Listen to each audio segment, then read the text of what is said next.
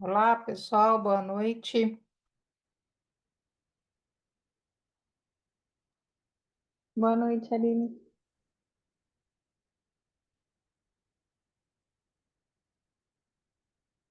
Boa noite. Eu estou só enviando o link aqui que eu achei que eu tinha enviado e não enviei para a maioria. Engraçado. Acho que enviei, eu estava na estrada e não foi para a maioria das pessoas.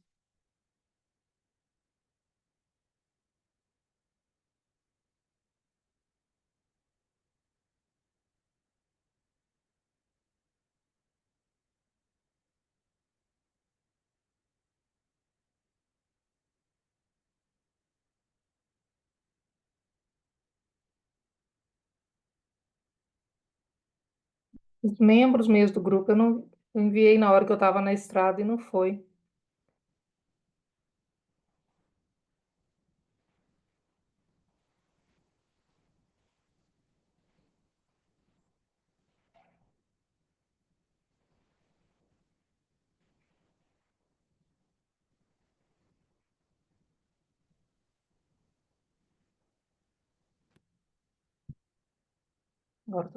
Alguns vão receber duas vezes. Diego vai receber duas vezes. Dieguito. Tá sem o seu áudio. Tá sem áudio? Não, O seu não está saindo, pelo menos para mim, né? Não sei se... não. Tô Escuto escutando, bem. sim. Eu tô escutando também. Só você, Diego.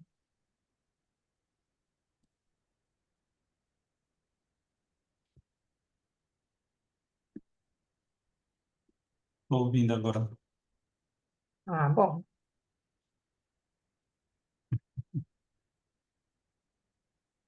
Então, deixa eu só.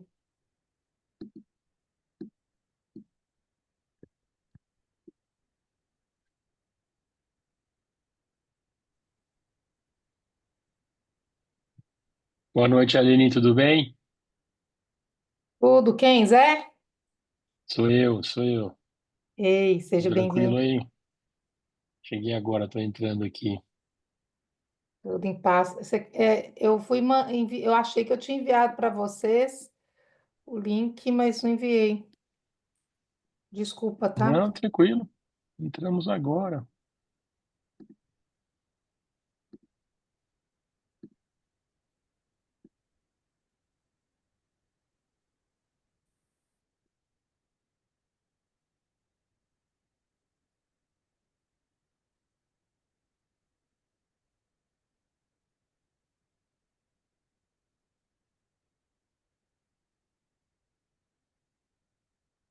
Então, pessoal, a gente só vai dar mais 2 minutinhos, aguardando o pessoal entrar. Eu que aprontei a confusão, nem enviei para todo mundo o link hoje.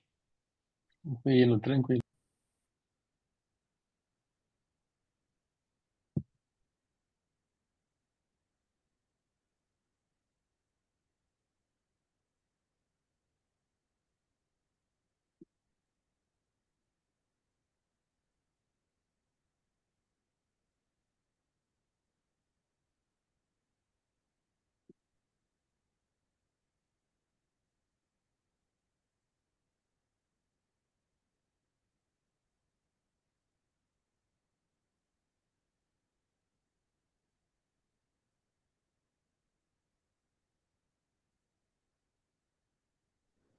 Fechar o tanto de caso que eu abri aqui.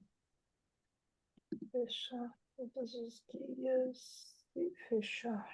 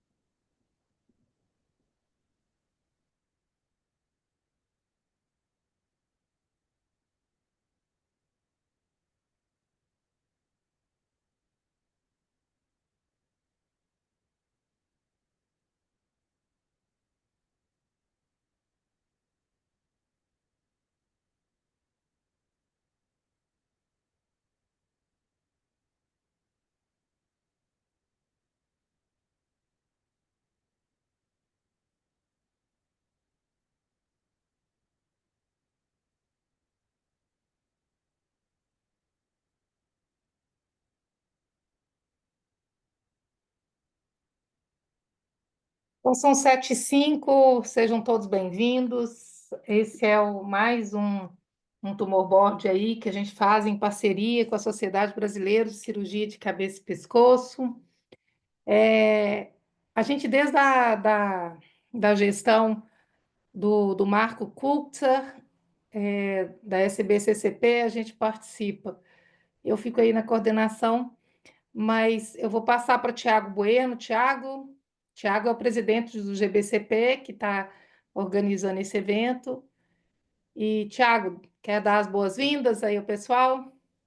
Obrigado, Aline. Só realmente gostaria de dar as boas-vindas a todos que conectaram conosco essa noite. Temos casos bastante interessantes e desafiadores, e a gente fica aberto também para uma apresentação interativa. Então, qualquer um da audiência que queira perguntar, questionar, a ideia de fazer pelo Zoom é justamente para promover esse tipo de interação entre todos os participantes.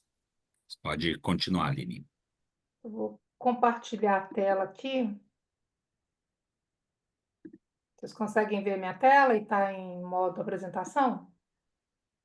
Sim. Então, esse é o nosso tumor board, como eu falei, a gente está tentando fazer ele bimestralmente.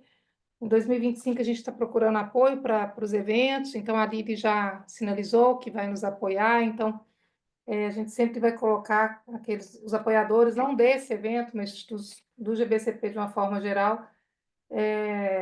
A gente tem a Lília aí como apoiadora aí, e também do congresso do grupo, que vai ser em maio, a gente já vai divulgar aí nas próximas semanas o congresso que vai ser em São Paulo, se não me engano, dia 16 e 17 de maio. Olha o time que está aqui com a gente hoje, além do Tiago. Tenho a honra de contar com pessoas como o Diego, radio-oncologista de Recife, de Caruaru, e é um super radioterapeuta que está sempre nos apoiando, o diretor do GBCP, vai continuar agora também, em 2025, 27. Zé Guilherme Vartanian, cirurgião de cabeça e pescoço. Quando eu for falando, vocês podem abrir aí a câmera, se vocês não tiverem aberto. Cirurgião de cabeça e pescoço do AC Camargo Cancer Center e também líder lá na área. Doutora Fernanda Weisman, endocrinologista, que é do INCA, super também aí, especialista em câncer de tireoide. Doutora Beatriz Fuga, patologista do OCPM, Oncoclínicas, especialista também em câncer de cabeça e pescoço, mais focada na área. E, por fim, o doutor Pedro Leite, que é médico nuclear do Hospital Horizonte. E o doutor William, que também dispensa apresentação, radio-oncologista, oncologista, tô doida, oncologista, presidente do GBCP, chair do LACOG, líder nacional aí da Oncoclínicas, então também dispensa apresentações. Os 3 casos que a gente selecionou de hoje são 3 casos aí, então, bem desafiadores. Nós vamos começar, então, com esse primeiro caso, é uma senhora de 49 anos, e essa paciente teve um diagnóstico inicial de carcinoma avançado, estágio 3 de nasofaringe, um carcinoma pouco diferenciado, esse é o AP inicial, eu não coloquei aqui, de agosto de 2021. Ela fez gemcitabina e cisplatina, teve uma resposta parcial, naquela época foi pedido uma imuno para ela, para EBV, incluindo EBV molecular, ela não fez. E aí foi feito o Genzar e cisplatina, ela teve uma resposta subótima, menos que parcial, e depois foi para químio concomitante à cisplatina na cidade natal dela, no norte do Brasil, e fez apenas 3 doses de cisplatina semanal por baixa tolerância. E aí o primeiro PET após tratamento, ela tinha doença em atividade. Naquela época, então ela já, isso foi final de 2021, em 2022 ela já tinha, então ela tinha doença e o cirurgião da cidade dela, lá em Manaus, considerou o tumor irressecável Então, ela fez carbitaxol, nesse período de 2022 até 2024, carbitaxol, capecitabina, cisplatina e docetaxel, nessa ordem. E, por fim, pembrolizumab.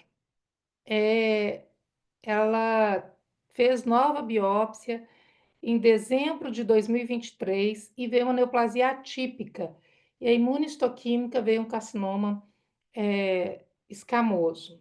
Fez aí no final de 2024, quando ela estava fazendo pembro, ela fez 3 doses de pembrolizumab, imunoterapia, né? Se os cirurgiões aí às vezes não sabem. Ela teve no meu conceito, vendo as fotos, ela teve aí uma hiperprogressão ao pembro, que a doença dela duplicou durante o pembro, e ela foi para uma radioterapia paliativa até novembro de 2024. Esse caso, então, essa é a última TC dela, uma massa infiltrativa expansiva de 14 centímetros, com necrose, que estendia desde a rinofaringe direita, espaço pré-vertebral, carotídeo, parotídeo mastigador, conduto auditivo externo, articulação temporomandibular e com componente volumoso exofítico. Vou mostrar a foto. Então, lesão medindo 14 centímetros, como eu falei. Não vou ler tudo aqui, mas com linfadenomegalia também. Aquela biópsia de dezembro, como eu falei, tinha neoplasia atípica de padrão epitelioide, imunistoquímica 1-SEC grau 2. Essa paciente foi, então, todo o material dela foi para a mão da Beatriz, que está aqui para falar um pouquinho para a gente o que achou, e acabou que ela fez também o NGS Infinity, que é um NGS que pega aí 500 genes, se não me engano, e vê essas mutações de CKN2B, PI3KR3, PTCH1 e SETD2. A Bia vai falar o que eles acharam da biópsia, da revisão da lâmina. Então, Bia, eu vou só passar então, o que foi achado para você falar. Foi achado, então, um carcinoma ceruminoso, subtipo carcinoma mucoepidermoide, CERMEC, e aí esse foi o NGS. Então, claro que a gente teve que estudar o que é um carcinoma ceruminoso. Então, talvez Zé Guilherme também pode nos falar um pouquinho, que essa é das glândulas ceruminosas, aí do conduto auditivo externo. Opa, desculpa. E esse carcinoma, um contato muito direto ali, próximo da nasofaringe. Essas são as fotos atuais da paciente, pós-pembrolizumab, e todas essas lesões cutâneas aqui, que apareceram aí pós-pembro. Então, eu trouxe o caso, na realidade é uma discussão, né, o que fazer, reirradiar, quimio, droga-alvo, mas antes disso, o caso é muito mais, porque esse caso foi inicialmente, a gente viu ele como um carcinoma de nasofaringe, e eu passo agora para a Bia, para ela nos falar o ponto de vista da patologia, como é que ela enxerga esse caso aí, Beatriz? Que eu acho que é importante para o nosso aprendizado, né? A gente pega muito carcinoma indiferenciado, pouco diferenciado de nasofaringe. Boa noite a todos. Obrigada pelo convite e pelo espaço aí para mostrar esse caso. É um caso muito interessante. Ele foi bem desafiador do ponto de vista diagnóstico, justamente por conta dessa apresentação inicial, né? A primeira amostra veio com uma lesão de nasofaringe, e é uma amostra que veio com bastante artefato, tá? Tanto que ela foi para a NGS em sequência e ela falhou por baixa qualidade do material. Mas a gente consegue ver que tem um carcinoma aqui de padrão sólido, os núcleos são relativamente monótonos e as células são de padrão epitelioide, sem grandes características peculiares que chamassem atenção. Olhando em retrospectiva, né, a gente encontra, esse foi o único vacúolo que eu encontrei nesse caso, né, que poderia sugerir aí uma diferenciação mucinosa, mas isso não tinha sido observado no nosso laudo inicial, tá? A gente não tinha nenhum contexto clínico na época, foi a primeira biópsia dela mesmo. A gente foi recebendo os materiais aos poucos, assim como vocês foram vendo na clínica também, né? Mas aí o primeiro diagnóstico saiu como apenas um carcinoma invasivo, a gente não teve acesso à imunohistoquímica no primeiro momento, né? E o painel GS do painel somático dela, né? O NGS falhou, assim como eu tinha falado, por baixa qualidade da amostra, tá? Em seguida, a gente recebeu a amostra do conduto auditivo. A gente recebeu uma neoplasia muito semelhante com a original. Aqui a amostra estava um pouquinho melhor, né? Mas a gente pode ver esse carcinoma de padrão intermediário a escamoide, com células relativamente monótonas, e de padrão bastante lobulado. Isso é uma característica que a gente vê também no carcinoma mucoepidermoide. Mas, mais uma vez, aqui a gente também não via células mucinosas. Só mais um pouquinho da morfologia para vocês, é um caso bem peculiar. Na imunohistoquímica, qual foi o motivo do laudo ter saído um carcinoma de células escamosas, né? Quando a gente pega o componente transicional e o componente escamoso de um carcinoma mucoepidermoide, ele vai ter um padrão imunohistoquímico idêntico a um SEC, tá? Então, vocês podem ver aí que o caso apresentou positividade para CK5/6, P40, P63, a gente pesquisou o EBV, dada a história da lesão em nasofaringe, foi negativo, e o KI67 dela é em torno de 10%. Então, foi por isso que saiu esse segundo diagnóstico. Mais uma vez, né, foi o padrão de amostragem, né, uma biópsia incisional que não pegou o componente mucinoso.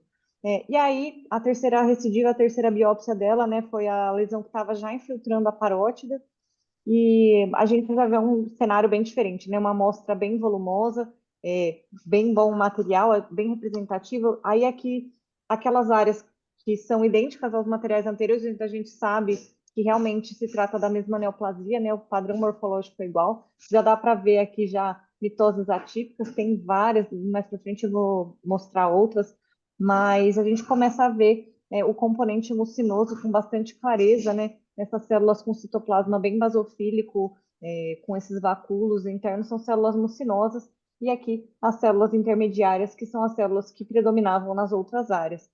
Então, aqui ficou bem mais tranquilo, né, o diagnóstico de carcinoma Eu mucoepidermoide quero, aqui, por sem favor, eu dúvida. já dei tolerância de 20 minutos. Vamos tomar banho, vem. Deixa eu fechar aqui, desculpa, Bia. E aí aqui a gente via um foquinho de necrose tumoral coagulativa, né, também compatível com os exames de imagem e frequentes figuras de mitose. Então, o nosso diagnóstico, tendo essa nova amostra, foi um provável carcinoma ceruminoso de tipo carcinoma mucoepidermoide, né, dependendo da imagem clínica, né, já que o carcinoma mucoepidermoide originário da glândula ceruminosa, ele é muito superponível com os primários de glândula salivar, então, por exemplo, da própria parótida, né, mas aqui hoje, já tendo todos os dados clínicos em conjunto, a gente sabe que essa neoplasia realmente não era primária da parótida, é do conduto auditivo, tá? Bastante atividade mitótica também, compatível com esse comportamento agressivo da neoplasia. Os carcinomas de origem ceruminosa, né, basicamente são 3 subtipos histológicos, que é o adenocarcinoma de glândula ceruminosa sem outras especificações, a gente vai ver um adenocarcinoma, e o carcinoma mucoepidermoide e o adenoide cístico. O adenoide cístico é o mais frequente, mas essas duas entidades de tipo glândula salivar, né, são idênticos ao da glândula salivar primária, mas pela raridade da neoplasia, né, a gente tem algumas informações aí de patogênese faltando, e a gente não tem muito claro ainda se o padrão molecular dela é idêntico ao carcinoma mucoepidermoide primário de glândula salivar, né? Esse foi o NGS, né, como já foi mostrado, não pegou a fusão do MAML2, né, que é o que a gente normalmente vê na maior parte dos casos de carcinoma de glândula salivar, mas também não é uma fusão obrigatória, né, para fazer esse diagnóstico. Mas esse painel, resumidamente, ele não é específico para nenhuma entidade, né? Então, o nosso diagnóstico aqui realmente foi morfológico, tá? É isso, obrigada. Volta no painel, fazer favor, Bia, gentileza. Volto. Aqui, no NGS? Primeira coisa, eu queria, Bria, muitíssimo obrigada. Então, como vocês veem, talvez é um dos casos mais desafiadores aí que a gente viu, que eu vi nos últimos tempos, um diagnóstico difícil. E ela fez uma radioterapia agora, Diego, em dezembro, para diminuir volume ali. Você acha que isso acrescentou alguma coisa ali? Uma radioterapia nesse momento, acho que ali ajuda pouco, né? Pegar ali aquela lesão ali. O Foi que que ali, você... boa noite, pessoal. Obrigado aí pelo convite. Caso bem triste, né, Aline? Eu não sei se ela estava sangrando, com dor. Talvez ela possa ter melhorado algum sintoma local ali de sangramento ou dor, eventualmente. Ah, Foi feita uma dose até um pouco mais alta ali, foi feito 30 grays em 5 frações, não foi uma dose tão baixa assim. É difícil retrospectivamente dizer, mas talvez ela estava com algum sangramento, as lesões parecem ser lesões ulceradas, pode ser que tinha um sintoma vamos, mais específico, anot- que desse um volume mais. Agora realmente a gente vê muita doença, fica com pouco papel ali para a radioterapia, ela tem uma disseminação cutânea difusa, né, extensa, mas pode ser que naquele momento ali tivesse alguma área específica, pela descrição ali foi na hemifácie, né, não sei se aquela área estava sangrando, e eventualmente se tentou paliar com a radioterapia até que se tivesse uma visão mais ampla aí do perfil dessa doença do ponto de vista histológico.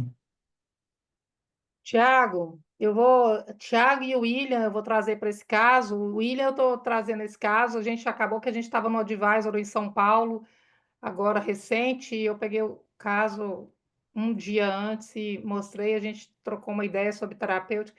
Tiago, sobre químio aí, você acha que. Primeiro, você já teve caso assim, Tiago? Foi o meu primeiro na minha vida aí, oncológica de CCP.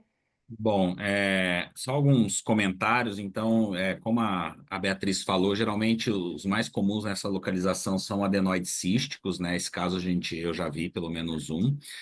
Minha dúvida é que a gente não tem imagens lá do diagnóstico, né? E até onde eu sei, a Beatriz me corrige se eu estiver errado, os mucoepidermoides de glândula salivar, pelo menos do ponto de vista histológico, eles são indistinguíveis dos de conduto auditivo, né? E então não sei se talvez isso não seja um glândula salivar menor, talvez realmente com epicentro ali no trato naso-sinusal e que acabou infiltrando o conduto auditivo. Acho que agora faz pouca diferença em termos terapêuticos, né? São poucos casos descritos na literatura, mas se a gente pegar esse paralelo com os mucoepidermoides de glândula salivar, a gente tem uma pequena porcentagem desses tumores que podem ser HER2 hiperexpressos na imunistoquímica, né? Lembrando que aí são mutuamente excludentes, então no fato de não ter vindo nem amplificação nem mutação do HER2 no NGS não exclui a possibilidade de ser um HER2 hiperexpresso, e a gente tem dados aí que falam de 10 a 20% dos mucoepidermoides podendo ter 3 cruzes no HER2.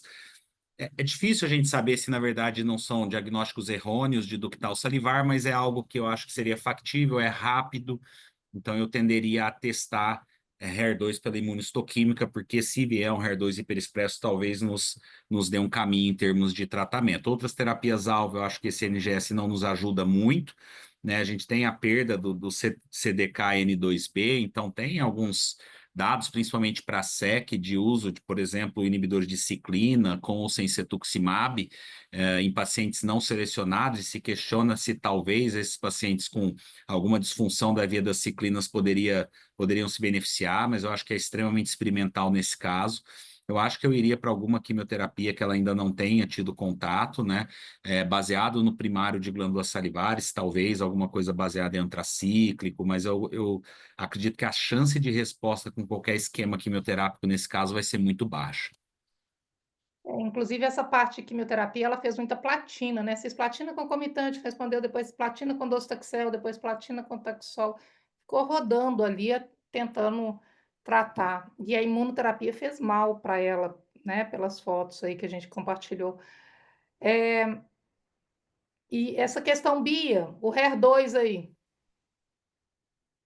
Podemos fazer, sim. Ela tem a amostra, essa segunda, última amostra dela é muito boa, é bastante representativa, está bem preservado o material. Dá para fazer rapidinho, É só um detalhe, tranquilamente. Aline, até para fins meio burocráticos, acabou de sair a aprovação, né, de trastuzumab deruxtecana, indicação HER2 3 cruzes agnóstica, e o que é interessante é que a aprovação em bula se baseia no Destiny Pan Tumor, que usava critérios de tumor gástrico para análise da expressão de HER2, mas os trabalhos de glândula salivar, que a gente já tem trabalhos dedicados só de glândula salivar, usam o critério MAMA. Então aí, não sei qual que a Beatriz vai usar, eu ficaria tranquilo qualquer um dos dois, mas se a gente fosse mais purista, para tumores originados de glândula salivar, e aqui mesmo que seja conduta auditiva, a gente está falando de algo que mimetiza um glândula salivar, o critério a ser utilizado seria o critério de mama. A gente pode deixar até os dois critérios, né? A gente tem adaptado um pouco essa questão do pan-tumor em outros sítios, né? Como, por exemplo, endométrio, né? Às vezes a gente tem mais que um score que se aplica de acordo com o que for ser usado de estudo, né? E a gente pode deixar os dois scores e ver o que vai se aplicar mais à realidade da paciente, né? Tá Que aí bom. é só uma questão de leitura, né? A reação é a mesma. Mas acho que aqui, Essa, eu queria Thiago. trazer o William agora. O William, tá aí? Vocês me escutam? Oh, tá E escutando. Ah, não, o O que eu William, ia então, entrou falar. na história nessa discussão, e aí o William, né, com toda essa experiência aí de genômica aí, ele enxergou aí algumas coisas a mais, sabe? Trouxe ele para discutir isso. Eu só ia fazer um comentário do HER2, é que assim, eu acho que é muito importante aqui, né? Talvez o pessoal que esteja conectado esteja mais ligado nisso, nessa história a gente chama de glândula salivar e entra tudo dentro do mesmo saco, né? Eu acho que a história da hiperexpressão do HER2, acho que ela é muito mais robusta em glândula salivar no carcinoma ductal, que é essencialmente muito parecido com o de mama, né? Então, eu acho que a classificação da imunistoquímica do HER2 em tumores em carcinomas ductais, né? Eu acho que, ok, ele seguiu os parâmetros de mama, mas nas outras histologias, não sei, acho que é to be determined aí, o que, que vai ser a melhor maneira de classificar, né? Assim, é aquela história, na glândula salivar, que a gente tem que ser muito criterioso em falar dos subtipos histológicos, porque na verdade é um monte de doença diferente, né? É. Aqui, desculpa, Aline, eu esqueci o que eu entrei um pouquinho atrasado, eu esqueci o que essa paciente tinha ganhado de quimio, mas ela tinha ganhado muita quimio antes, né? Pelo que a gente Ganhou vê da nossa todas as discussão, químicas, né? capecitabina, tudo. Quando a gente chega na É, capecitabina, porque ela ganhou todas as é. químicas. Acho que só antracíclico mesmo que ela não ganhou, né? Vinorelbina também não. Eu até tinha pensado antes em É, vinorelbina, né? Mas pensar oral, né? Talvez, porque com a catéter é difícil. Então, é, fica mas eu aí acho que com a R2 e com essa biologia molecular aí. o ponto aqui é que em que tumor que quimioterapia de terceira linha, quarta linha funciona, né? Então, não é nem Quem- questão de ser glândula salivar, mas quinta linha de quimioterapia. Nada vai funcionar, né? O que for funcionar vai ser meio efêmero em termos de quimio, né? Então, acho que quimio, se for dar uma quimioterapia citotóxica, acho que escolhe o que quiser, mas a chance de qualquer uma das coisas aqui funcionarem vai ser muito, muito pequena. Eu acho que a tentativa do HER2 eu acho que é bem válida, mas lembrar que o entusiasmo é baixíssimo.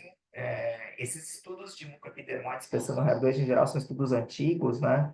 Então, também nem sei se com classificação histológica mais adequada, etc., o quanto que mucoepidermose realmente expressa HER2, mas eu acho que a gente vai ter mais dado agora, porque vai se tornar meio que uma rotina, todos esses tumores mais raros e, teoricamente, talvez até todos os tumores agnósticos devessem ser avaliados para HER2 agora, mas acho que a gente vai ter um pouquinho mais de dado contemporâneo desses subtipos mucoepidermoides.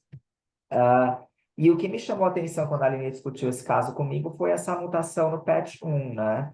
Então, lembrar que o SMUDAN e o PATH são os dois genes, né, que participam aí da via do hedgehog, que são frequentemente mutados em carcinomas basocelulares. Então, quando a Aline me mostrou esse NGS, eu falei, poxa, mas esse PATH1 ninguém deu bola, porque de repente é a via do hedgehog que está iterativa nesse tumor, e eventualmente fazer um inibidor de hedgehog, talvez a paciente possa se beneficiar. E aí eu até comentei com a Aline para ela discutir com o time da biologia molecular para entender se essa mutação é ativadora ou não, o que a gente teria de dado, e se eventualmente valeria a pena a gente fazer uma tentativa de uma inibição da via do hedgehog. E aí a Aline discutiu acho que o Rodrigo Dinsman, né, Aline? E aí conta aí para a gente o que vocês Na acharam. realidade, a Bia discutiu, né, Bia, com o Rodrigo, e a Bia me encaminhou e a gente acabou. Estou pegando aqui o que a Bia me enviou, mas acontece que tem um estudo que é um basket que incluiu o PT, esse PET-1 aí e o PTCH1, né? E com Vismodegib e... Gente, espera aí só um pouquinho que o pessoal está tentando entrar e o Zoom está cobrando. Ué, não tem nada disso. E aí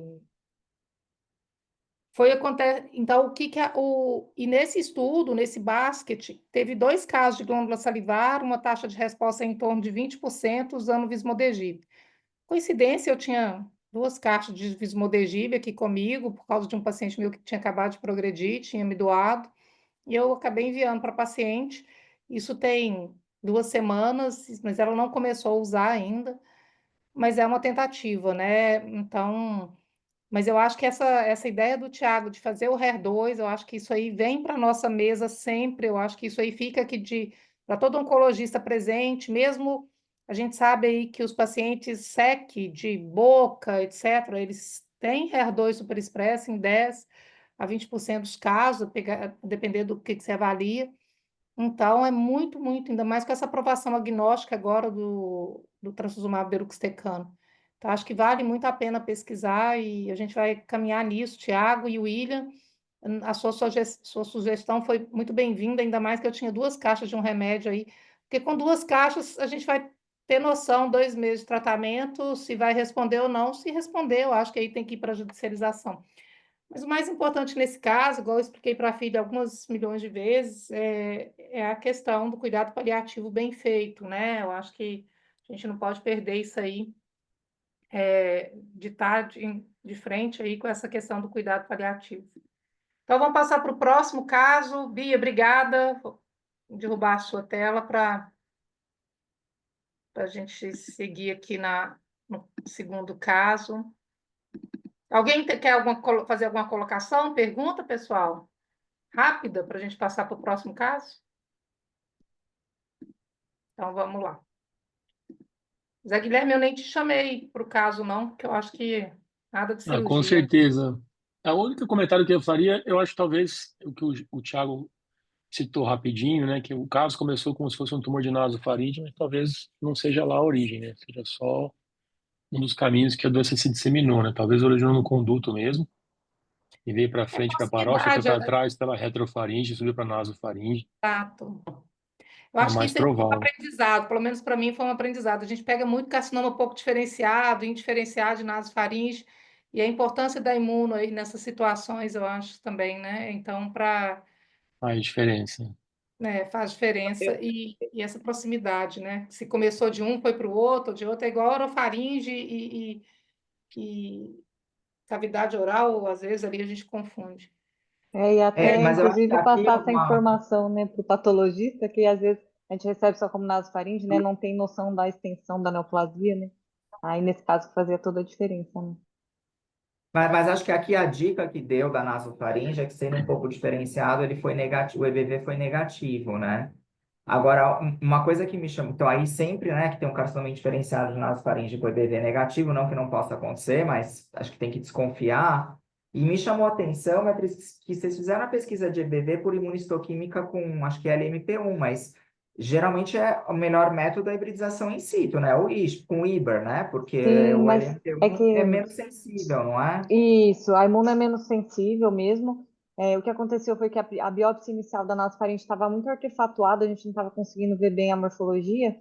E aí a segunda, que já era do conduto auditivo, que é onde a gente fez o EBV, a gente já fez contando que ia ser negativa, porque não tinha morfologia de carcinoma de nasofaringe, sabe?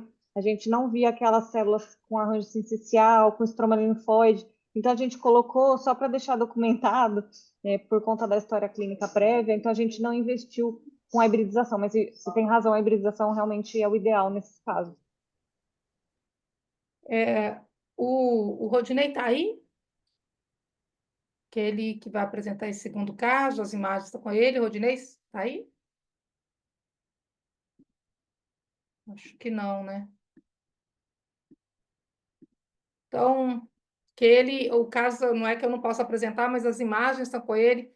É fundamental, Zé Guilherme. Vou até mandar mensagem para ele aqui, porque é um SEC de orofaringe e ele quer saber sobre resgate aí, essa questão da lesão da base do crânio. e reirradiação, sabe, Diego? Então, vou mandar mensagem para ver se ele entra, porque ele tem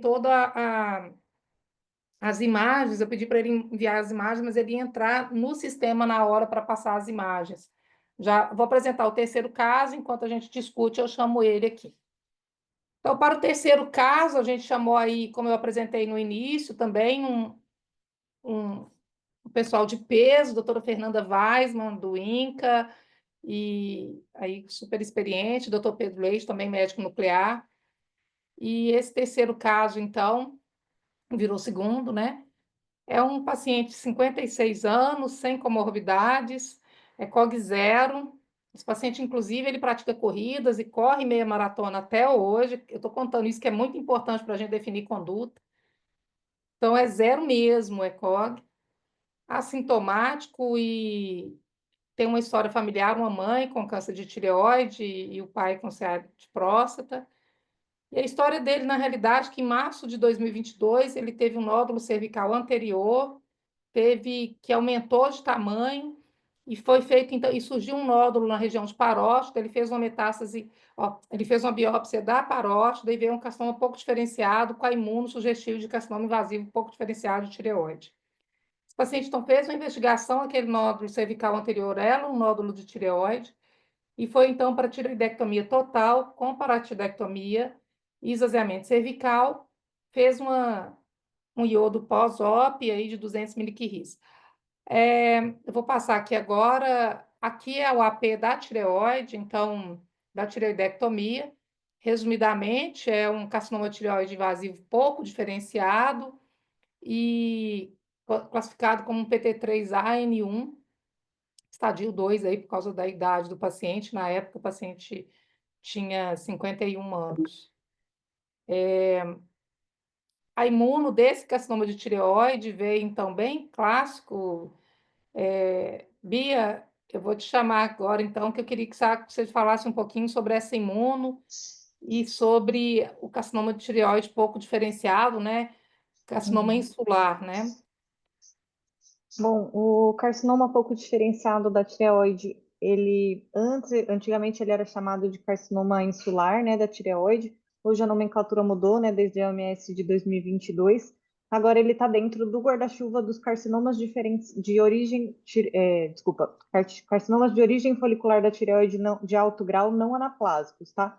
Então, dentro dessa entidade no OMS, a gente tem os carcinomas diferenciados de alto grau, como o carcinoma papilífero e o carcinoma folicular de alto grau, e o carcinoma pouco diferenciado.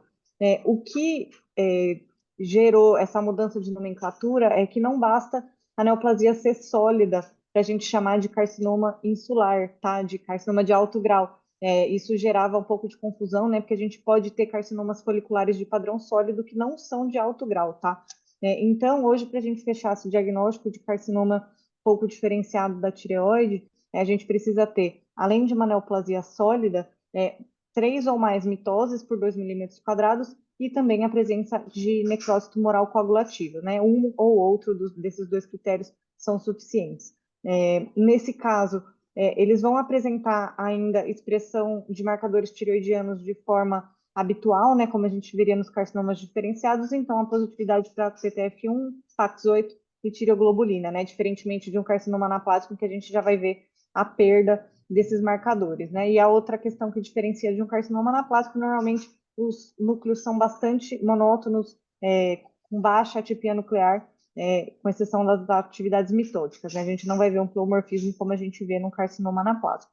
Então, esse caso aí tá tudo compatível, né? Ele tinha pelo menos 6 mitoses, né? Como estava ali no laudo do AP, e com esse tamanho de lesão também, né? Bastante sugestivo. Onde que eu tinha lido as mitoses? Aqui embaixo, ó, elevado índice mitótico, 6 mitoses em 2 milímetros quadrados. Apesar da ausência de necrose, né? Em ele sendo sólido, fecha o diagnóstico aí de carcinoma pouco diferenciado da tireoide. É isso.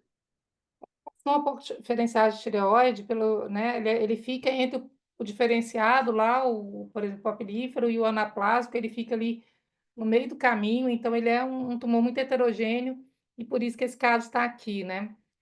Aí esse caso foi para o Pedro é médico nuclear e foi feito então o iodo com o Tyrogen e aí tá a PCI pós-operatória, desculpa, a pesquisa pós-iodo. Ei, Pedro, quer falar aí desse resultado? E aí, Aline, boa noite. O que chama atenção justamente é essa tiroglobulina super elevada dele, né, com estímulo de 324, e a gente não tem tanta captação assim para justificar esse aumento, né? A gente vê realmente tem captação na região cervical, né? Os focos na região do pulmão são mais discretos, mas a gente consegue evidenciar na PCI. E além de uma captação também ali na região da parótida, né? O diagnóstico dele foi ali na parótida. Ele tem uma abordagem cirúrgica lá. Aí a gente não sabia se isso aí poderia ser comprometimento linfonodo, às vezes até retenção do iodo, ter ficado alguma sequela de drenagem ali, ter ficado. O que chama mais atenção é isso, né? Essa dissonância da TG super aumentada, né? Ela até diminuiu um pouquinho. Quando esse paciente chegou para mim, a TG dele era de 500 e alguma coisa. Aí a gente tinha feito um ultrassom cervical nele, tinha visto mais doença, aí ele foi para reabordagem, só depois que ele voltou para mim. Então isso aí já realmente já fala um pouquinho a favor desse quadro de pouco diferenciação da doença dele, né? Ele fez aí, obrigada, Pedro. Logo depois ele fez um PET.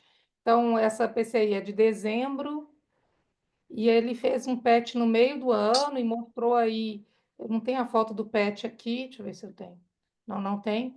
Mas uma captação aí nos linfoadenomegalias do hilo pulmonar bilateral e dos nódulos pulmonares bilaterais e no leito aí tireoidiano. Isso foi nessa época, ele foi então de 2023 para cá e 2024, ele fez 4 cirurgias, dois resgates cervicais, 2 pulmonares, sendo que a última cirurgia do pulmão foi em novembro. Ele veio agora, então, para a opinião da oncologia. Ele mantém TSH suprimido, o ATG dele de dezembro estava a tireoglobulina estava 1419. Fez uma PAF aí de um linfonodo cervical positivo de uma TC que viu múltiplos linfonodos cervicais. Zé, o que você comenta aí do caso? Você acha? Isso aqui foi o que ele tinha uma roquidão que ele fala que ele ficou desde a época da cirurgia, mas que estava piorando um pouco, tinha melhorado, agora estava piorando. Pediu uma videonase, uma ressonância de crânio, novo PET, o painel molecular. Zé Guilherme. Oi, Aline, esse carcinoma um pouco diferenciado, tipo insular, é bem raro também, não é frequente. Acho que eu tive um caso ou dois ao longo do tempo que eu estou na Camargo há 20 anos, então assim, é bem raro e bastante agressivo. Marcadamente aumentado o risco de doença à distância, né? Então, geralmente o diagnóstico é pós-operatório, né? Dificilmente a PAF vai dar esse diagnóstico para a gente. Então, você tem um tumor tireoide, uma punção suspeita de neoplasia, você vai para a cirurgia, a ideia é limpar todo o pescoço, né? Então, você faz a tireotomia, se tiver linfado suspeito, você faz a lente cervical, que achou que ele acabou fazendo. Mas tendo esse diagnóstico de carcinoma um pouco diferenciado, a indicação que a gente tem na prática, apesar de quanto menos diferenciado o tumor, menos ele vai captar iodo, ainda assim é indicado fazer uma dose alta de iodo radioativo, que você ainda pode ter ainda alguns clones aí que podem ainda ter alguma captação de iodo, tá? Mas com certeza o estadiamento a gente faz com PET, né? Então a gente sempre combina PCI com PET. Esse é o mais indicado no caso dele. Acho que por isso que na primeira PCI que o Pedro comentou não tinha nada assim que chamasse atenção para aquele valor de tiroglobulina. Com certeza não era captante. Então, é uma doença mais iodo resistente e a gente estadia com o PET. Tendo doença sistêmica, eu acho que tem que investir em tratamento sistêmico, né? Se você tem uma doença loco-regional ressecável, você faz a cirurgia, mas com aquela descrição do PET, múltiplos nódulos, captação suspeita nos hilos pulmonares, eu acho que eu nem sei se eu insistiria em fazer alguma cirurgia igual foi relatado que foi feito, né? 4 cirurgias nesse momento. Mas com aquela captação do PET, você tem linfonodos bilaterais, mediastinais, nódulos bilaterais pulmonares, né? Então, assim, eu não vejo muito benefício em fazer cirurgias para você diminuir um pouquinho esse volume, né? Sabendo que a cirurgia não vai ser completa. Então, eu já teria conversado com a oncologia clínica, né, para tentar alguma coisa sistêmica para esse paciente. É um desafio, mas é o que acho que é o caminho. A falência, né, do tratamento vai ser a distância nesse tipo de patologia, né? Então, eu não E sei se eu é, ficava insistindo muito em cirurgias R1, R2, né? Acho que não está discutível o benefício. Eu ele discutiria veio para mim mesmo, justamente por isso, Zé, porque exato. ele foi discutido nova cirurgia cervical e o cirurgião torácico acabou me encaminhando ele, sabe? Por causa desse quadro aí, se faria ou não, que o cirurgião torácico falou que viu muita lesão na pleura, apesar, vocês vão ver que a videonase, então, tem uma presença de lesão de aspecto granulomatoso na corda vocal direita, e o resto aí nada, mas tem essa lesão, essa videonase foi de ontem, uma ressonância de crânio semana passada normal, e esse é o PET, né? Então, o PET ele tem captação óssea agora, ele tem captação em costelas, e alguns nódulos, tem também alguns espessamentos pleurais, e os nódulos pleurais captam pouco, sabe? Aqui eu tirei foto, não tirei foto, mas ele tem várias alterações que.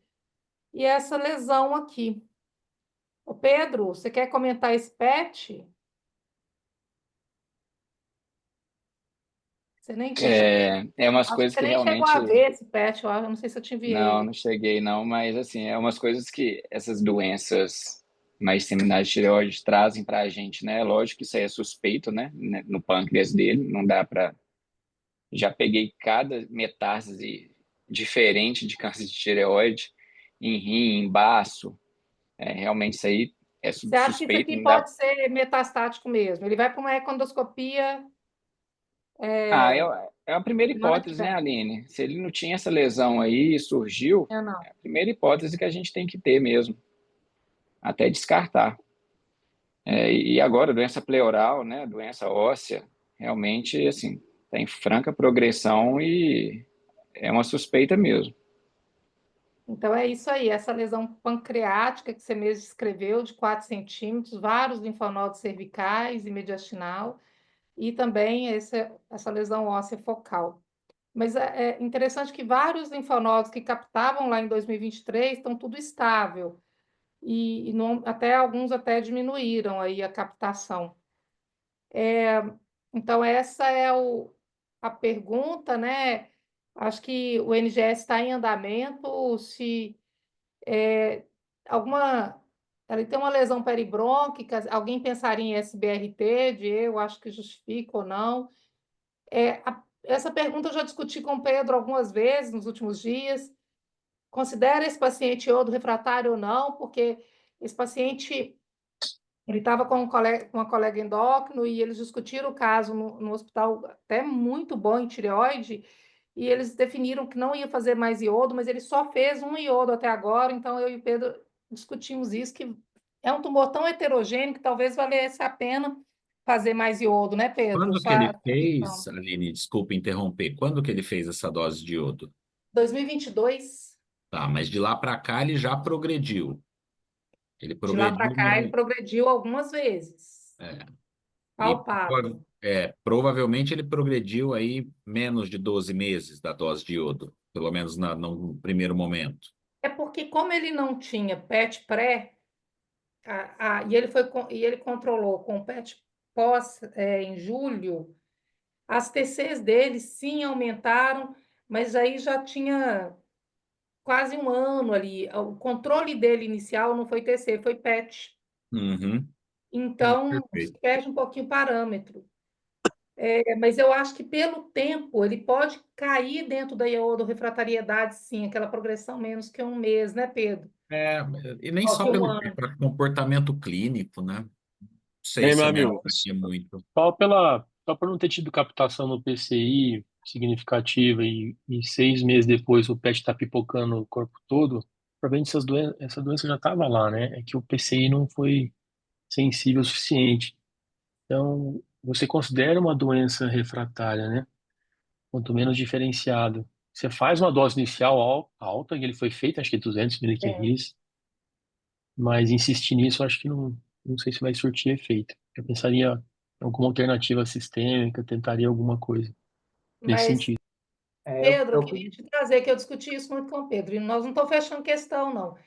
Mas vocês não pensam que, e Pedro, queria sua opinião também, que é iodo refratário, né? A Bia pode nos falar que um cassino pouco diferenciado de tireoide, conceitualmente, ele tem aí pouca captação de iodo.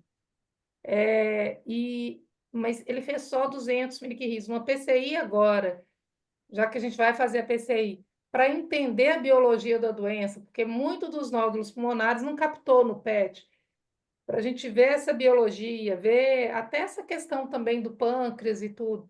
Vocês não acham que fazer uma dose de iodo seria interessante? Pedro, primeiro, vamos lá, Pedro.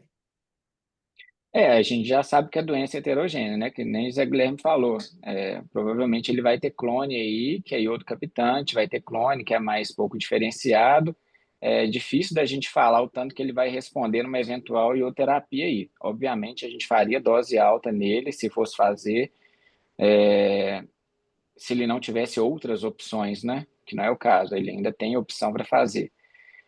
E cogitamos também a hipótese de fazer uma PCI, né, diagnóstica, para ver se ele responde, né? Não é o melhor dos mundos, provavelmente a sensibilidade não é lá essas coisas, principalmente se a primeira PCI pós-dose já mostrou que não tinha captação em pulmão. É difícil de falar. O que fala um pouco a favor é a questão dele só ter uma dose, né? Só fez 200 miliquias até hoje, não tem uma dose acumulada alta, torna-se uma opção, né? Caso não tenha outras opções de tratamento. Aline, se eu puder dar uma opinião aqui. Claro, ia te chamar. Assim, ó, o conceito de iodorrefratariedade, ele é relativamente artificial, né? Porque ele foi implementado justamente para a gente ver os estudos com as medicações novas, etc, né? E, então, assim, acho que a gente tem que enxergar esse conceito como um contínuo, né? Quer dizer, para que a gente quer saber se o paciente é iodorrefratário ou não? Para entender qual a chance desse paciente ter algum benefício de radioterapia, de radioiodoterapia. E eu acho que aqui tem uma série de coisas que falam contra esse paciente ter um benefício interessante. Então, a primeira delas é que logo depois de uma dose de iodo, a gente aparentemente, por mais que não tenha um exame de controle perfeito, aparentemente parece que tem lesão que continua lá ou que piorou. A gente tem lesão que capta no PET-FDG. Em geral, as lesões que captam no PET-FDG são menos responsivas a iodo, porque à medida que você vai perdendo a diferenciação, você vai aumentando a captação de FDG e diminuindo a captação de iodo. Aí você tem a histologia, que já te fala que é pouco diferenciada.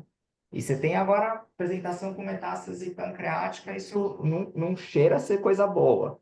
Então, eu acho que está tudo indicando que a chance desse paciente ter um benefício clínico com iodo é muito pequena, e por mais que a gente não consiga, talvez, categorizar exatamente se está dentro dos 12 meses, não está, etc., eu colocaria esse paciente mais no espectro de um paciente com possível pouco benefício a iodo, e com entusiasmo muito baixo de dar iodo de novo, e eu talvez partiria para um NGS e outras terapias que não sejam de iodo. A Fernanda Eu quer até falar. cobrei, eu vou passar para a Fernanda agora, mas eu até cobrei o NGS, não saiu ainda, tá aí na CPM, viu, Bia? Para a gente, assim que a gente conseguir, a gente libera aí o NGS dele. Fernanda, olha, esse caso eu te liguei semana passada. Pois é, tô aqui reconhecendo que ainda bem que a gente está conseguindo se falar aqui, né? Boa Porque você noite, teve um caso no obrigada. grupo de tireoide com metástase em pâncreas, né? Então, Pois é.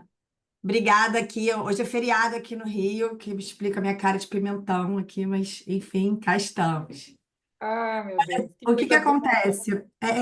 Não, eu só ia acrescentar assim, a gente teve dois casos, um é aquele que eu te mandei, que a gente publicou, e um outro, e assim, enquanto a gente pensava o que a gente ia fazer, a gente viu o PET, e aí, enfim, no meu caso era no INCA, né? No serviço público, às vezes demora um pouquinho mais a ecoendoscopia, né? Enquanto a gente preparava essa história toda, os dois pacientes evoluíram com uma síndrome colestática aguda, né? Então, assim, esse que a gente publicou foi para cirurgia de emergência, acabou que a gente não sabia o que era, estava nessa dúvida se era um segundo primário e tal, ele acabou indo para cirurgia, porque ele internou completamente ictérico no hospital, aí fizeram uma cirurgia enorme, até ele tolerou bem, fizeram uma cirurgia grande, mas ainda assim assim, a histologia do tumor continuava sendo um carcinoma pouco diferenciado, e a gente acabou fazendo droga-alvo e ele viveu bastante tempo depois disso, sabe? Então, assim, só dando esse toque que eu acho que, assim, eu concordo com o que todo mundo está falando, que, na minha opinião, ele é um paciente que, assim, não importa, independente dele captar na PCI,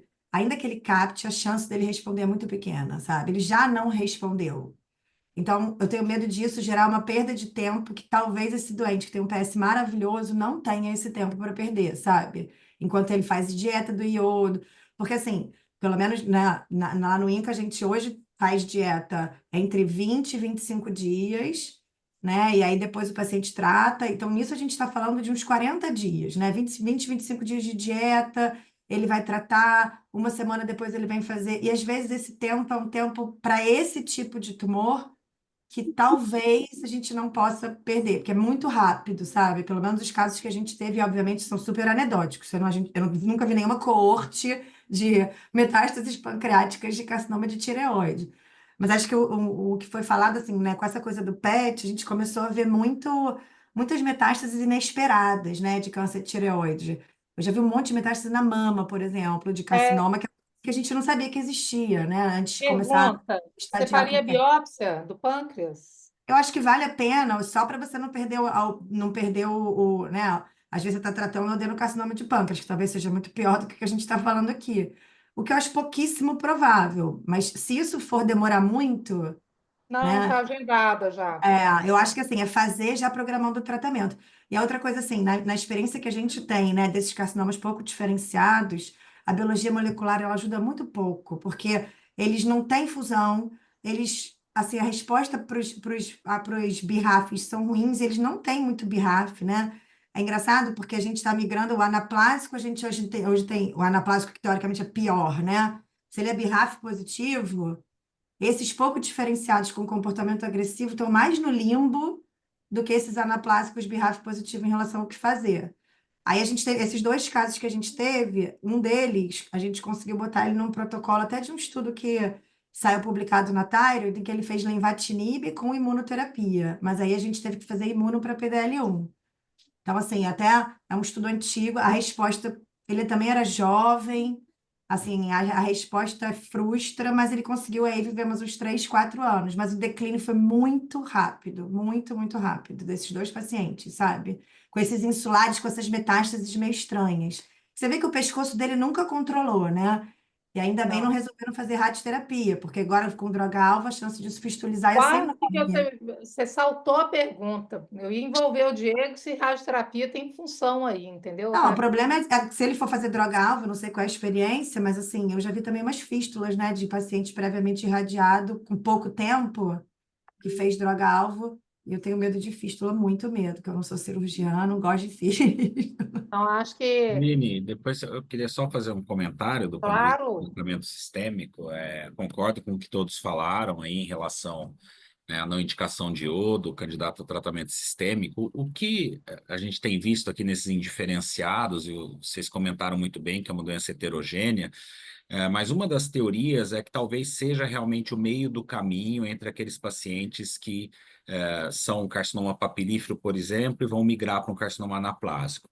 E o segundo ponto é que os anaplásicos têm dois grandes grupos, aí, pelo menos teóricos, né, em termos de surgimento, de etiopatogenia, que seriam os anaplásicos de novo e aqueles que migram de um carcinoma papilífero. E uma das teorias é que justamente os 50% anaplásicos que são BRAF positivos talvez tenham migrado de papilíferos BRAF positivos.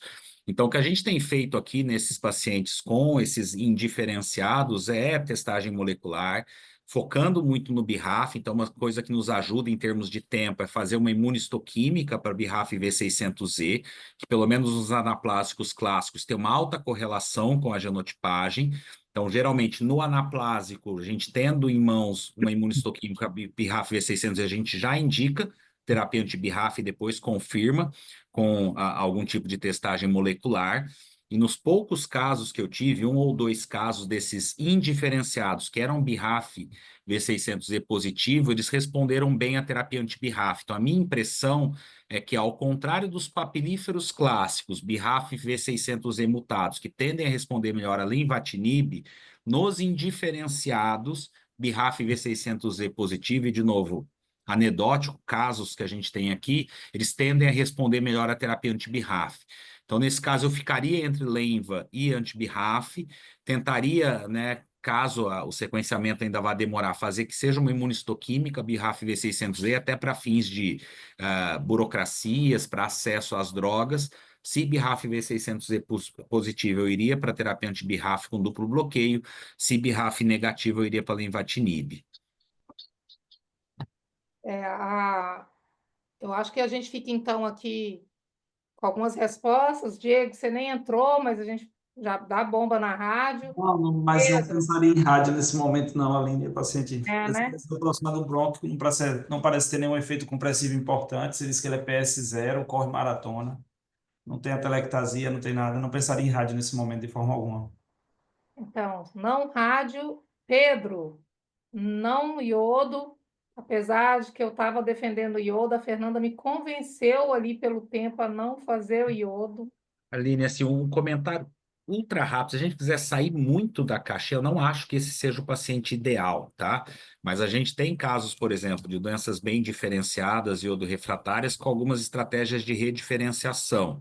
E elas justamente se baseiam em terapia com inibidores de tirosina quinase, seja anti-BRAF, anti-MEK ou mesmo os multiquinases, tipo lenvatinib.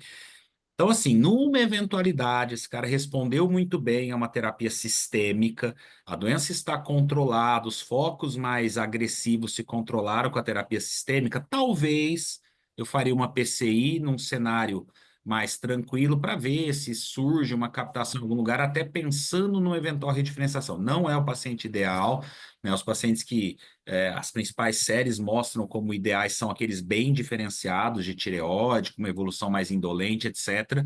Mas se eu fosse abrir a possibilidade de uma dose de iodo, eu a faria depois de um controle adequado com terapia sistêmica com inibidor de tirosina quinase. Tá, muito obrigada. E só para o último comentário nós estamos aguardando o NGS, eu vou compartilhar com todos aí na próxima, daqui 2 meses, o que veio o NGS dele. Mas se não vier nada, nós vamos para a Lenva, e ele não vai correr maratona mais. É só a gente lembrar disso, né? De um paciente assintomático, mas nós vamos ter que realmente ir para a lenvatinib, né? Eu acho que todos estão favoráveis a isso, né? Exceto se vier algum. E claro, vou fazer algumas coisas para tumor agnóstico hoje aí, né? Vou pedir um TMB para ele, vou pedir para ver se tem indicação de imuno, vou correr atrás aí de outros marcadores agnósticos que não vier no NGS, como o próprio HER2, ou ver o que a gente faz, e para a gente aí caminhar nesse caso. Mas um caso desafiador, né? Eu Mais um. posso aproveitar também 30 segundos só, um detalhe, Claro. aproveitando a presença da Fernanda. A gente tem tido acesso agora ao diagnóstico molecular dos tumores diferenciados através do programa da Lilly. Mas essa semana, nos últimos meses, eu tenho visto que, pelo menos pelo Fleury, eles estão fazendo para os diferenciados só o painel de fusões. Eles não estão fazendo mais sequenciamento de DNA, o que nos deixa órfão de BRAF nesses casos.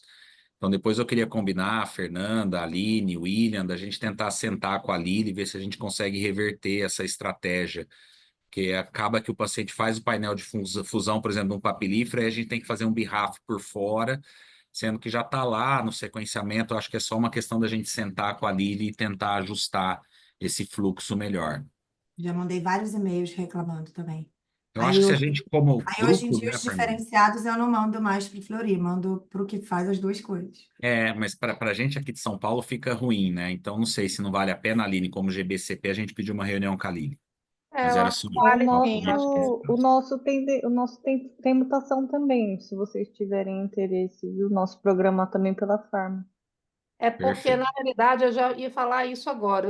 Quando eu percebi esse erro, sem querer citar as fármacas aqui, a gente, né, citou a Lili, que é uma das apoiadoras, como eu falei no início, mas tem o programa da Novartis também, que eu esqueci o nome agora, me falhou o nome do programa, que tem feito Bem-estar. bem-estar, que tem feito também, igual a Lili, para todos os subtipos de tireoide, não tem aquela burocracia dos 2 anos da biópsia, né? Então, eu tenho feito pelo programa Bem-Estar por causa disso, que é bem parecido aí.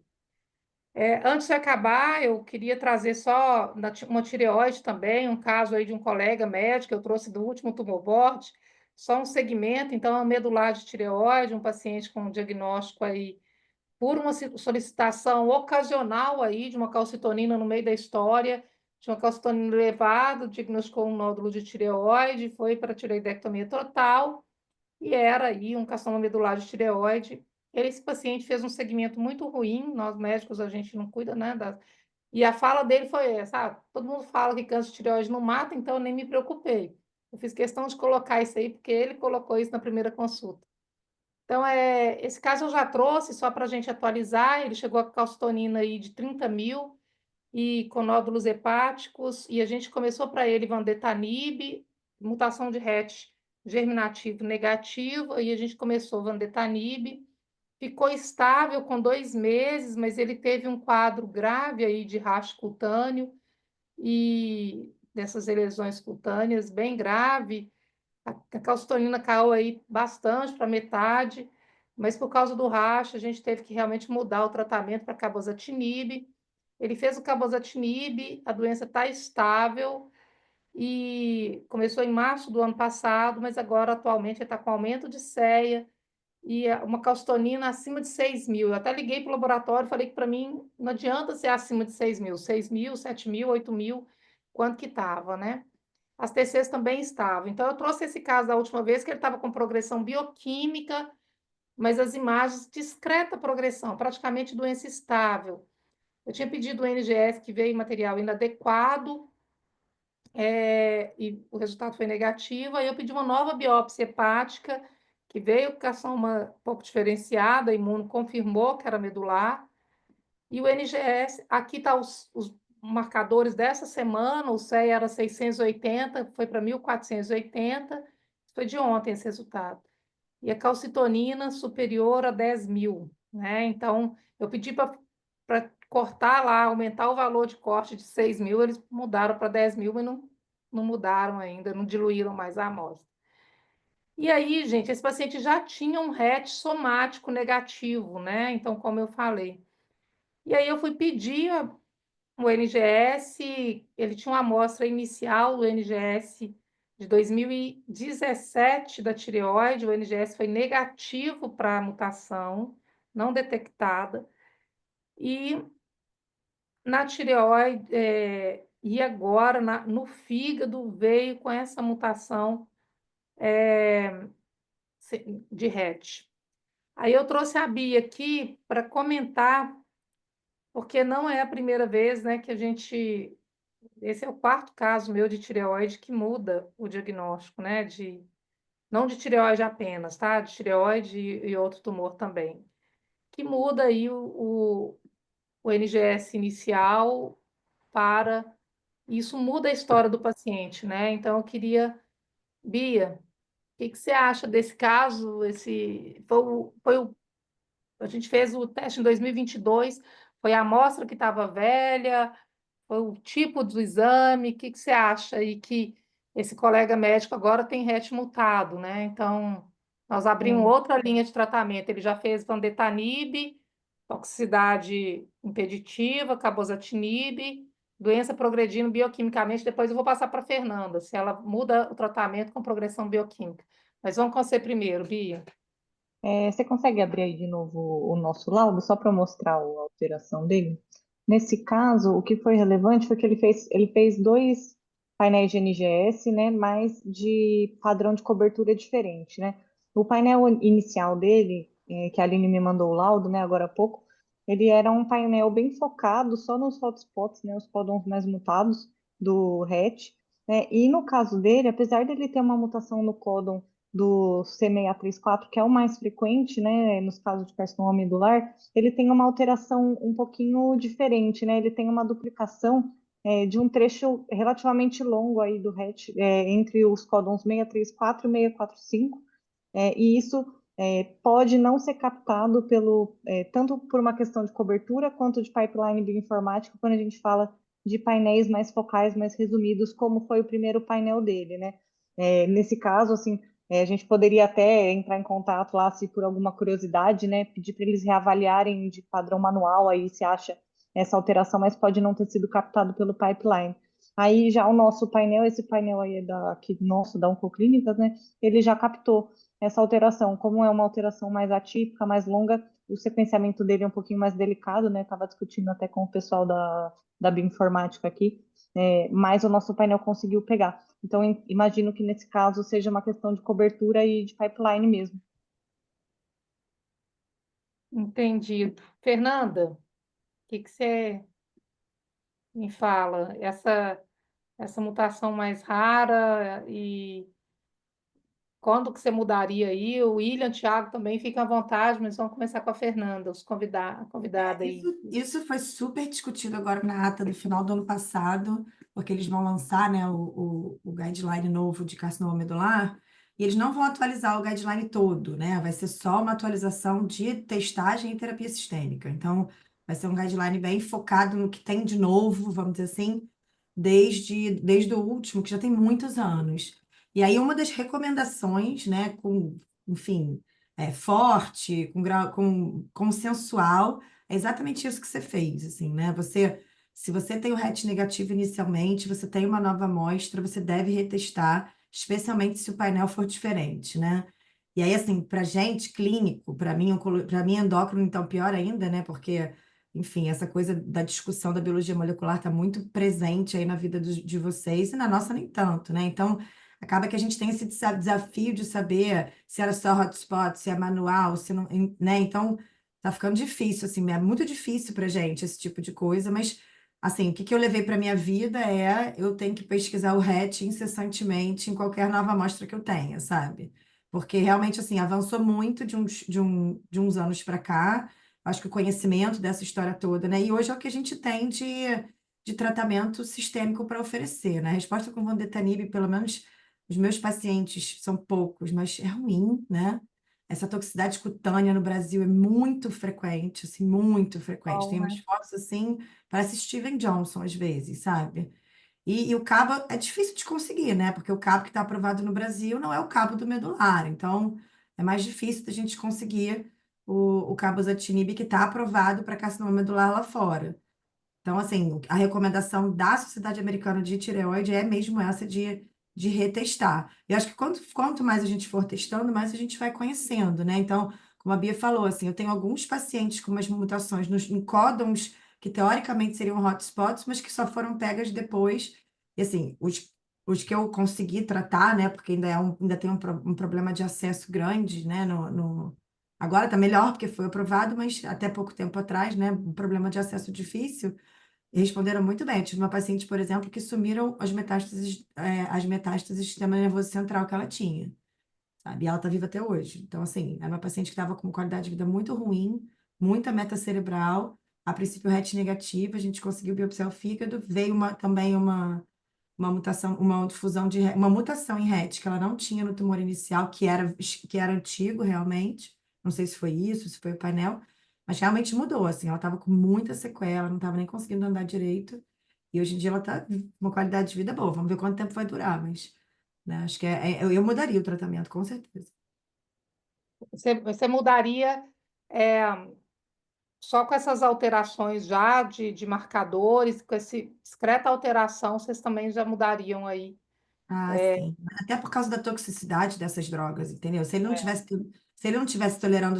Assim, eu tenho um paciente que, na verdade, é uma neoplasia endócrina múltipla tipo 2B, uma criança, hoje em dia ele tem 20 e poucos anos, ele está tomando Vandetanib há 6 anos, e ele não tem toxicidade nenhuma e a doença está estável, mas ele tem RET germinativo mutado, e até hoje, assim, todo dia eu fico esperando para ver qual dia que eu vou mudar o tratamento dele, porque eu quero muito mudar. Mas como ele é um menino de 20 anos, eu não quero gastar tudo agora. Mas se ele Sim. tiver um pingo de toxicidade, eu faço o eletro dele todo dia para ver se eu consigo achar um motivo para trocar o tratamento. Porque a tolerância é muito boa, né? E esse clínico, ele tem, não sei se vocês viram, ele teve uma miocardite virótica, esse colega, Tipo assim, contando os quadradinhos, assim, é hoje, não é hoje e o ainda, é hoje. QT, eu fazia o eletro e olhava mensalmente. Agora ele faz daquele jeito que nós médicos olhamos, né? Ele mesmo faz, ele mesmo olha e fala que está tudo bem. E eu acredito. A tolerância ao remédio é outra qualidade de vida, né? Pelo menos na minha experiência, é outra qualidade de vida. Vai ter que judicializar, né? Não está no rol da ANS, então vai ter que judicializar. Zé? Rapidinho, só um comentário mais do ponto de vista acadêmico, né? Acho que tem residentes aí, pessoal em início de carreira acompanhando. Eu costumo pedir, né, nessas calçulinas muito altas, além das imagens tomográficas normais, uma cintilografia óssea. Você acha que pode acrescentar? Porque está aumentando bioquímica e você, nas imagens convencionais, mas, nos slides tem só tomografia. Eu não vi cintilografia óssea lá. Talvez isso possa mostrar alguma doença de progressão óssea. Você me deu Justifica uma esse boa ideia. aumento. Na verdade, eu acho que um DOTA-PET é melhor que a cintilografia, sabe? Independente disso, como a Fernanda falou, quer dizer, a gente viveu esse dilema em oncologia nos EGFR mutados. Então, às vezes o teste demorava, a gente fazia um pouquinho de químio, aí sai um EGFR mutado, você não tem que esperar, você tem que oferecer o melhor o quanto antes para não correr nenhum risco de que aquele paciente não tenha acesso à melhor terapia para ele. Então, nesse caso, você já tem indicadores, você já tem aumento de calcitonina, aumento de CEA. Para mim, não há necessidade de mais nada. Eu trocaria imediatamente para que ele seja exposto à melhor terapia, porque aqui, né, o tempo de duplicação desses marcadores simplesmente prediz progressão radiológica. Ele vai progredir radiologicamente num curto espaço de tempo. Então, eu não me sentiria muito pressionado para documentar isso. Eu já mudaria já. Excelente. Acho que alguém quer fazer mais algum comentário? Acho que a gente cumpriu o Aline, papel. ele tá tolerando bem, né? Fora o cabozantinib, é isso? Está tolerando ótimo. Ótimo. Ele teve, acho que um ano passado, que o corpo ficou todo empolado 2 meses depois. Ele falou assim: mesma toxicidade. Aí nós suspendemos um mês, aí eu comecei a entrar com a dose baixinha e fui aumentando, e era da chikungunya realmente. Não era. Que ainda, além de tudo, no Brasil, a gente tem isso, né? A gente tem que essas coisas que a gente tem que ir adaptando. E Não, o essa que te dá conforto aqui é que a doença vai responder bem, provavelmente, na hora que você trocar para supercatinib. Então, também não sei se precisa ter tanta pressa assim para mudar. O problema é que a hora que você quiser mudar vai demorar. Porque vai ter que judicializar, não sei o quê, né? vai. Então, Porque não é. todo remédio, às vezes a gente encontra aí, eu vejo muito nos grupos, todo mundo consegue um remédio, uma droga-alvo aqui, outra X, Y, Z, ninguém consegue ser percaptinib de doação, entendeu? É impressionante. Em todo remédio a gente consegue. Mas eu acho que a gente fica assim, algumas mensagens, né? O painel molecular é fundamental para carcinoma de tireoide, e não é qualquer painel molecular, e se deu negativo, às vezes mudar o painel, fazer um painel mais estendido, com mutações mais raras, fica essa lição aqui. O carcinoma um pouco diferenciado, como a gente viu, a Fernanda me deixou assustadíssima com o risco dessa colestase aí, desse quadro Mas só um detalhe ali, né? A lesão é de cauda, né? A corpo lesão na calmo. cauda, a lesão é corpo-cauda, então o risco de síndrome colestática é bem menor do que das lesões de Tá. cabeça. Eu acho que é Não, se começar aquilo a ali Mas era fosse de cabeça, cabeça, você tem já razão. estava obstruído, né? Se aquilo ali fosse É. cabeça, estava obstruído. Eu fiquei até pensando aqui durante a reunião se eu não tenho que fazer uma colangem de ressonância nele, sabe? Mas ele não tá, a bilirrubina tá normal, acho que não tem que caçar confusão agora, não. Não, mas então muitíssimo obrigada. Os casos que eu trouxe, né? O colega não entrou, o outro da orofaringe. Zé, da próxima eu te chamo de novo. E Diego, Só para você casos desafiadores, hein, comentar. Aline? Muito bom. Pois é, eu já pedi para me mandar laringe T3N0 para eu discutir se eu tenho que fazer indução ou quimio-rádio, ninguém me manda. Ó, o Então caso tá, do pessoal. eu disse tudo. Hoje foram bem escolhidos. Obrigado, um abraço. Fique com Deus. Tchau, tchau, boa noite. Tchau, Obrigada, boa Fernanda. noite a todos. Obrigada, Boa noite, Bia. pessoal. Pedro, obrigada. Tchau, tchau. Boa noite, pessoal. Obrigado, Aline.